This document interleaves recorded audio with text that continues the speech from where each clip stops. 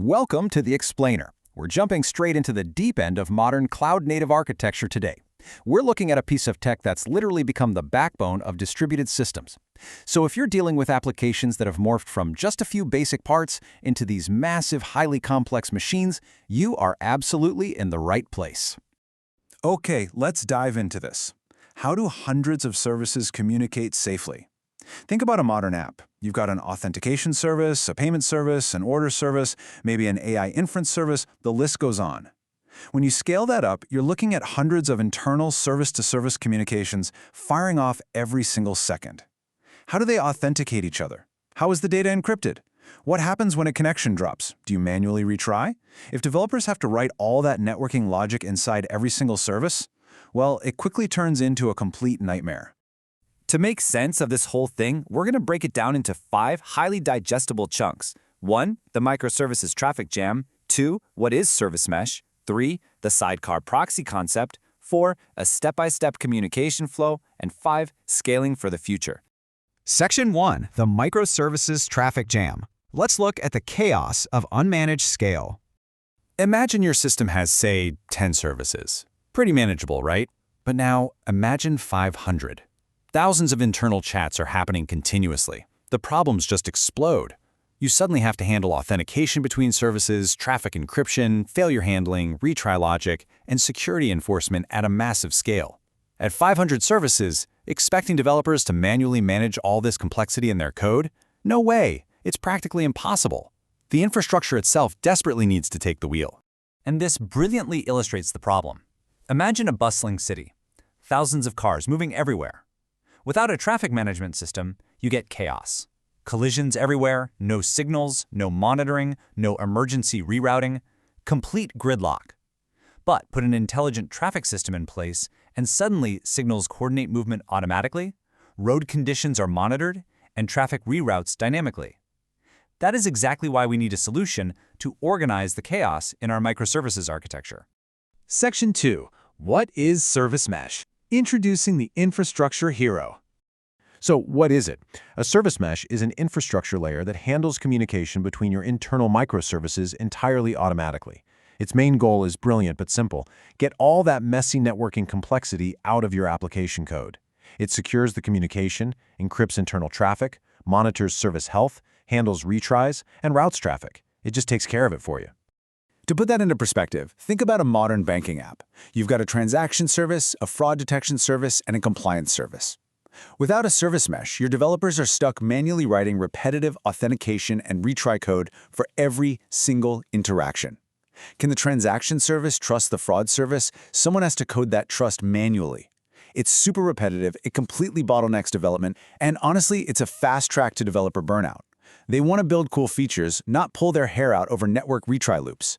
But with a service mesh, the infrastructure steps in and handles all of that automatically. Section 3. The sidecar proxy concept. Let's meet the trusted communication assistant. So, the crucial point is understanding this sidecar proxy. Instead of your internal services talking directly to each other, every single service gets a companion proxy, a sidecar. It acts kind of like a personal assistant, intercepting and managing all the traffic going in and out. Because this proxy handles all the networking logic, the application itself gets to focus 100% on its actual business logic. This sidecar effortlessly handles the heavy lifting. We're talking automatic authentication, encryption, traffic routing, retries, monitoring, timeouts, the whole shebang. So if your order service needs to hit the payment service, it just sends a normal request. It has absolutely no idea the sidecar is even there, but the sidecar catches it, handles all the complex networking instantly, and sends it on its way. Code gets simpler, and your operations get vastly easier. Section 4. Step-by-step communication flow.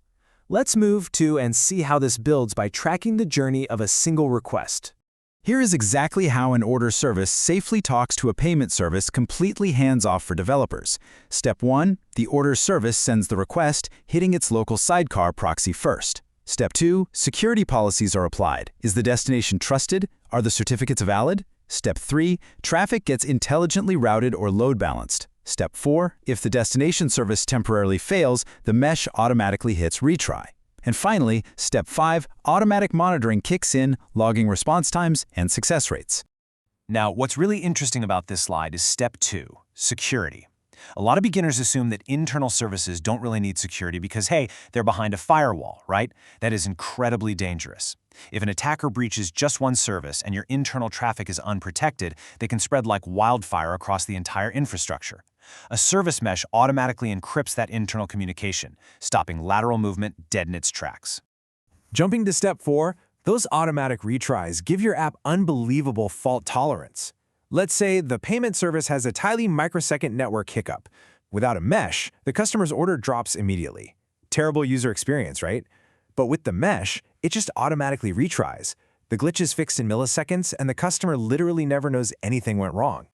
And for step 5, monitoring. When you're dealing with thousands of services without deep visibility into response times, failed requests, and latency bottlenecks, you are effectively flying blind.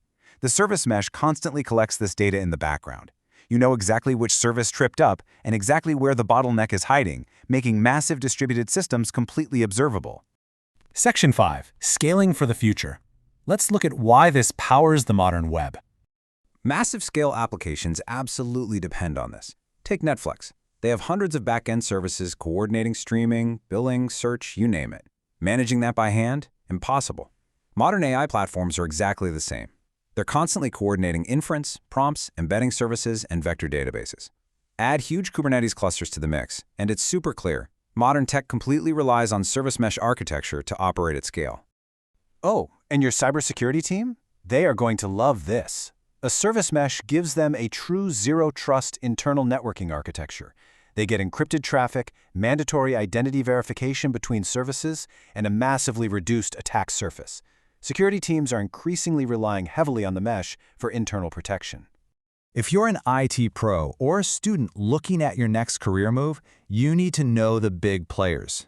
Istio, Linkerd, and Consul are absolutely dominating this space right now. Modern infrastructure is scooping these up, making them incredibly valuable skills if you're heading into cloud, DevOps, or site reliability engineering. Real quick, let's clear up some common beginner mistakes before we finish up. First, people think a service mesh replaces an API gateway. Nope. The API gateway handles external traffic coming into the system, while the mesh handles internal service-to-service traffic. Second, the idea that internal networks don't need security. As we just saw, internal traffic absolutely must be protected.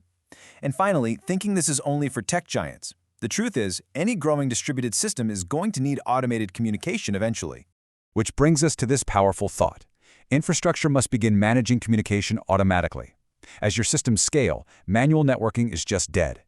By using sidecar proxies, intelligent routing, and automated security, a service mesh brings order to the chaos. So here's the final question I want to leave you with. As you build your next application, how will you automate the chaos in your own distributed systems?